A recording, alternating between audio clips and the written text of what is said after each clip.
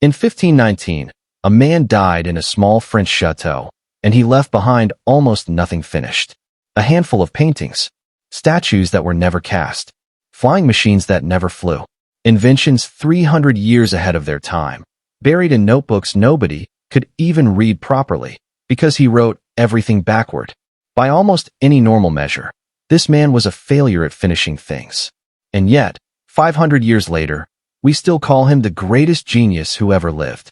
This is the real story of Leonardo da Vinci, not the myth, the actual man. And it starts with a kid lying in a field, watching birds. Leonardo was born in 1452 in a small hill town called Vinci, which, yes, is literally where his name comes from. Leonardo da Vinci just means Leonardo from Vinci. His father was a respected notary. His mother was a peasant woman. They never married. And in 15th century Italy, that one fact, illegitimacy, quietly closed almost every conventional door available to him. He couldn't attend university. He couldn't join most professional guilds. He couldn't inherit his father's career, even though his father clearly loved him and kept him close. Here's the twist, though. That exclusion might be the best thing that ever happened to him. Because Leonardo never got a formal, rigid education, he never learned what he wasn't supposed to question. He wasn't trained to accept the accepted answers of his time. Instead, at around age 14, he was sent to Florence to apprentice under a painter and sculptor named Andrea del Verrocchio. And in that workshop, something interesting started to happen. Verrocchio's workshop wasn't just a painting studio. It was more like a Renaissance startup: sculpture, metalwork, engineering, painting, all under one roof.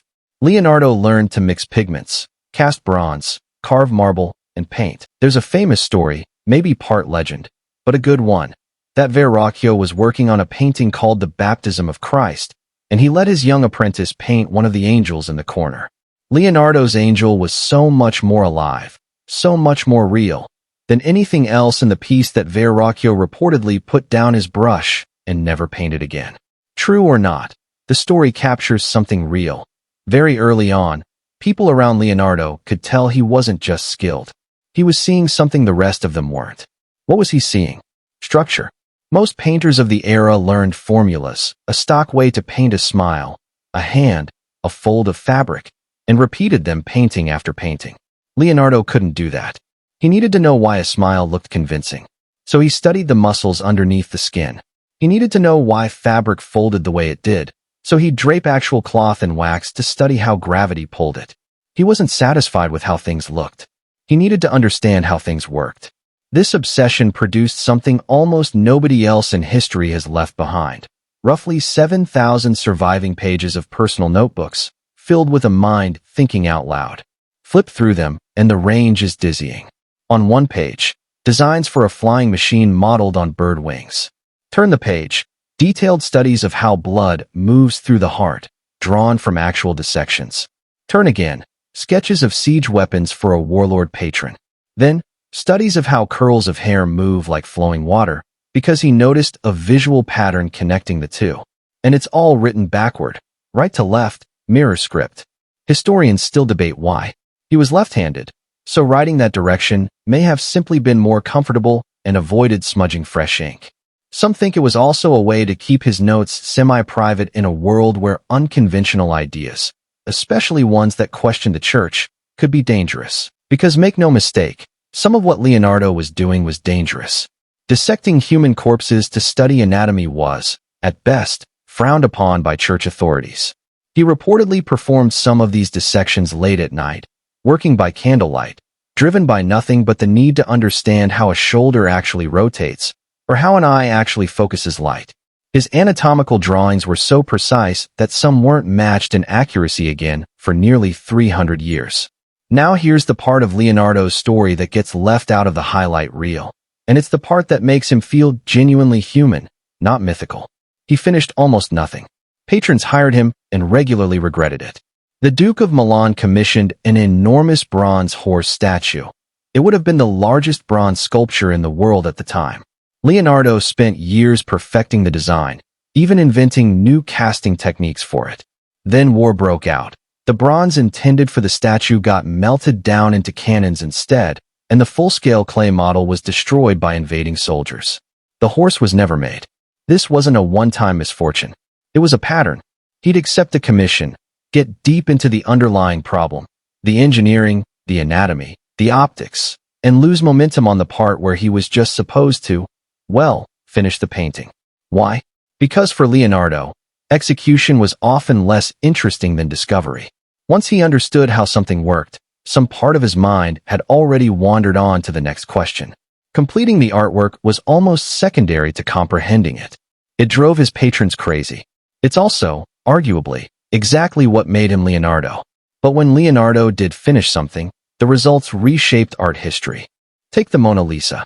He began it around 1503 and, true to form, carried it with him for roughly 16 years, touching it up again and again, seemingly never satisfied that it was truly done. Why does her expression feel like it shifts depending on how you look at her? Leonardo pioneered a technique called sfumato, an Italian word that basically means vanished in smoke. Instead of hard outlines, he built soft, gradual transitions between light and shadow, especially around the eyes and corners of the mouth. That ambiguity is engineered. He wanted a smile you could never quite pin down, because that's what real human expressions actually feel like. Or take The Last Supper. 13 men around a table, painted onto a monastery wall in Milan, and somehow, in a single frozen moment, you can read the emotional shockwave rippling down the table after Jesus says, "One of you will betray me." Look closely and every single apostle reacts differently: shock, denial, anger, guilt, quiet grief.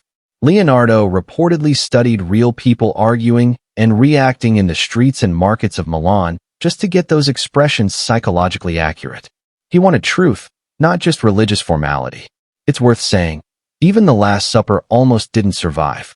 Leonardo experimented with an untested painting technique on that wall instead of standard fresco, and it began deteriorating within his own lifetime. Even his masterpieces carried the fingerprints of a man who was always experimenting, always taking risks most other artists wouldn't. Beyond the paintings, Leonardo's notebooks contain what almost amount to prophecies of future technology. He sketched a design for a parachute, a pyramid-shaped canopy meant to let a person fall safely from a height. In 2000, a skydiver actually built Leonardo's exact design and tested it. It worked. He designed an armored vehicle, essentially a conceptual tank, with cannons around its circumference. He sketched a mechanical device that some historians believe is an early concept for a robot, built from armor and pulleys, capable of sitting up and moving its arms. He studied the flight of birds obsessively, filling an entire dedicated notebook, the Codex on the Flight of Birds, analyzing air resistance and wing mechanics centuries before the Wright brothers were born. None of these things worked as functioning machines in his own lifetime. The materials and engineering knowledge of the 1500s just weren't there yet. But the underlying thinking, the instinct to study nature's own engineering and then extend it, was centuries ahead of his era. And it wasn't just flight and weaponry.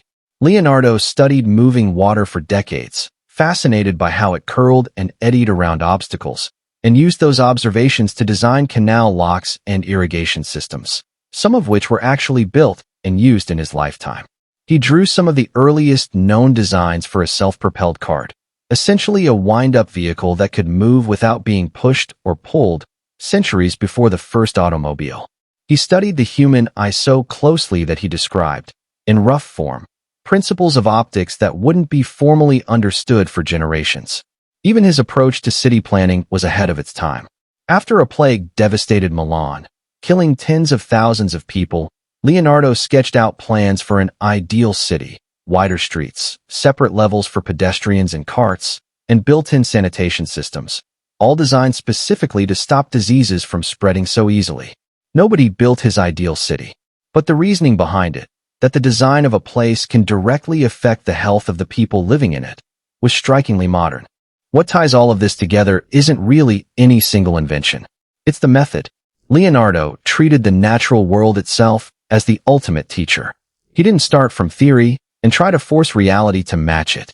He started by watching a bird's wingtip, a swirl of water, a shadow falling across a face, and let those observations build the theory from the ground up. In his final years, Leonardo was invited to France by King Francis I, who reportedly gave him a title, a comfortable residence near the royal chateau, and remarkable creative freedom. Not because Leonardo was still churning out finished masterpieces, but simply because the king wanted him nearby, wanted his mind in the room. Leonardo died in 1519 at 67 years old. Popular legend claims the king cradled him in his arms as he passed. Historians say that's probably more myth than fact, but it's endured for a reason, because everyone who encountered Leonardo, even secondhand, walked away sensing they'd brushed against something rare. He left behind maybe 15 completed paintings in his entire life. 15 finished paintings. Thousands of unfinished ideas. And yet, 5 centuries later, he's still the name we reach for when we try to describe the outer edge of human potential. Maybe that's the actual lesson hiding underneath the sketches and the unfinished statues and the backward handwriting. Genius was never really about having all the answers. For Leonardo, it was about refusing to stop asking the question.